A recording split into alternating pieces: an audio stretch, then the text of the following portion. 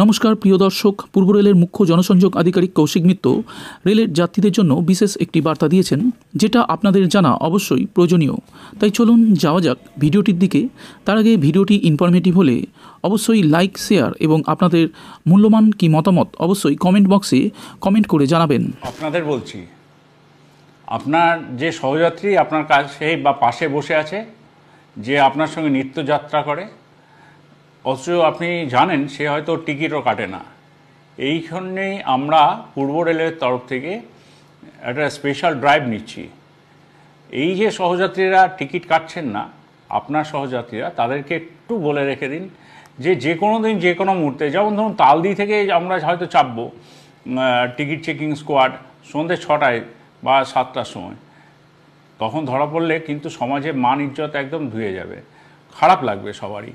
বা এটাও হতে পারে আমরা যারা হাওড়া ডিভিশনের যাত্রী তাদের কথাও বলছি, তাদের জন্য আমরা হয়তো আরামবাগে চাপলাম, মানে এমন একটা লোকেশনে চাপবো যেখানে হয়তো মানে কোনো দিন আশাও করেননি মানুষজন যে আমরা টিকিট চেকিংয়ের জন্য ওই সন্ধ্যেবেলায় 7টা বা 8টার সময় আমরা টিকিট চেকিং করব।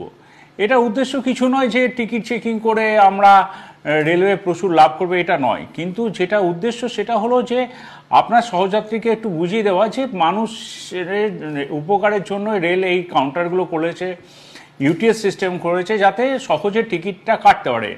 আর বাসের থেকে রেলের ভাড়া অনেক কম, টিকিটটা যদি নিয়ে নেয় হাতে তাহলে তো অনেক সুবিধা, এই সামাজিক অসম্মানটা তো হয় না।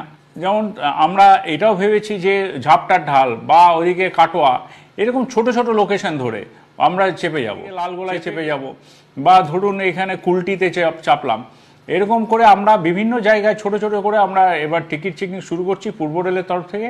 শুধু আপনাদের কাছে এটা বিনীত অনুরোধ, আপনার সহযাত্রী যে টিকিট কাটছে না তাকে টিকিট কাটান, মাত্র 5 থেকে 10 টাকা মাত্র ভাড়া, যেখানে বাসে অন্তত 50 টাকা, 70 টাকা, 100 টাকাও বাস ভাড়া হয়ে যায় সেই সমদূরত্ব জার্নি করতে গেলে। কোনো উদ্দেশ্য নেই যে টিকিট চেকিংয়ের থেকে আর্নিংস বাড়ানো, রেলের একটাই উদ্দেশ্য যে সব মানুষই টিকিট কেটে চলুন এবং রেলের সঙ্গে সহযোগিতা করুন। ধন্যবাদ।